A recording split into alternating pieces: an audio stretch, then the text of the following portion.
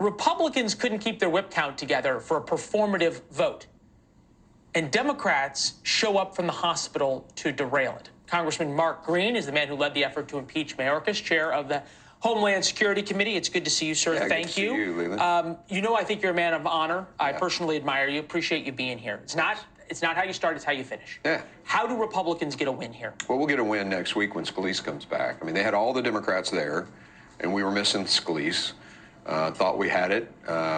Two curveballs with Gallagher and Green, so those were unexpected. That happens. It happened to the Democrats. It happens to us. Do you understand the feeling, though? Yeah, if you look at it at the 100,000-foot view, absolutely, I get it. But if you drill down on it, for example, the Senate border bill, it's a piece of crap. I'm glad the thing failed. 5,000 a day multiplied times 15,000 times 365, that's a lot of money going to the drug cartels. And oh, by the way, they're codifying catch and release. Glad that died. Okay, hold on. I'm glad you brought this up. This is the Senate negotiated bill that the Wall Street Journal and Border Patrol both endorsed. No, the chamber did too. And the Border Patrol union said, look, it's not perfect, but it's good.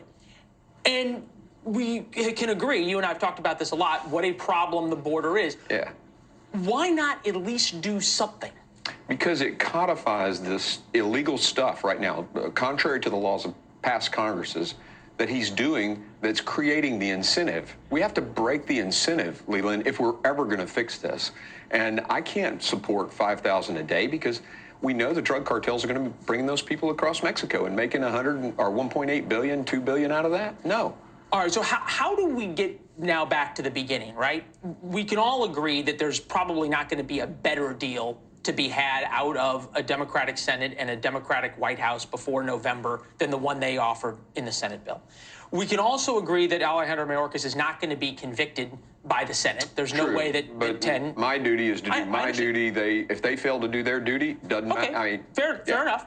How do Republicans get a win that actually changes the border for the American people? Well, we hope that the senators over there will stand strong like they did on this one. And cloture is cloture. You can't get around it, and they don't have cloture on their own. So hopefully they'll need something, and we can get it done. Okay, so the hope game is a method? No, I get it. But, hope isn't a policy, as people like to say. Yeah, but cloture is 60 plus. You know, that ain't happening. So in other words, the game plan for Republicans is Republican senators hold strong and close ranks and do not vote on Ukraine funding, and then you all can use Ukraine funding to get some kind of better deal out of the White House. That's right. Yes.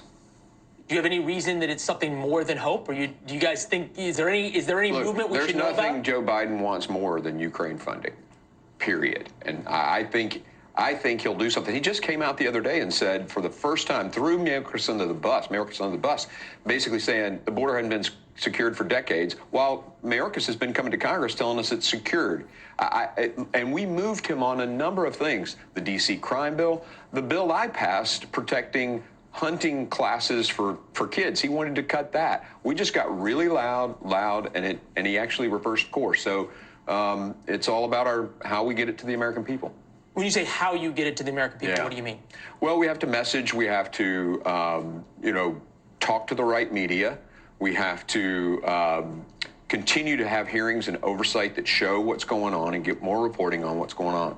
I think that helps. I mean, it's helped in the past. It's the only thing I've seen work. Now, in this one, it's taken a little longer because they're very bent on. Are you guys losing the momentum here and the opportunity? The border now suddenly is an issue nationwide. People are seeing it. They're focusing on it. What happened in New York with the illegal immigrants beating up those cops totally changed the conversation. Are you losing the initiative? I don't think so. We own this issue. I mean, we're the ones that have been screaming about it the longest. What we know has to happen is we have to break the incentives that is driving millions of people to our border, and we have to follow the laws that are written. They worked under Trump. I mean, well, I'm glad you brought this up because the Republican talking point, right, is, hey, look, Joe Biden can close the border tomorrow with an executive order. Well, he can. Well, hold on. He can issue an executive order that says we're not going to allow any more amnesty applications.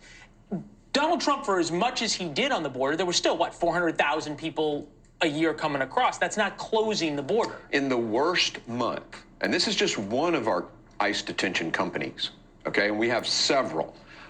This one company, in the worst month, meaning the month that they filled up ICE detention beds the most, there were still 7,000 empty beds.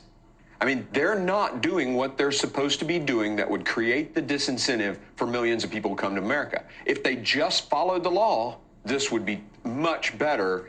You know, granted, there's still people who come in. There's still people who are going to come in, but yeah, it would Border be Patrol.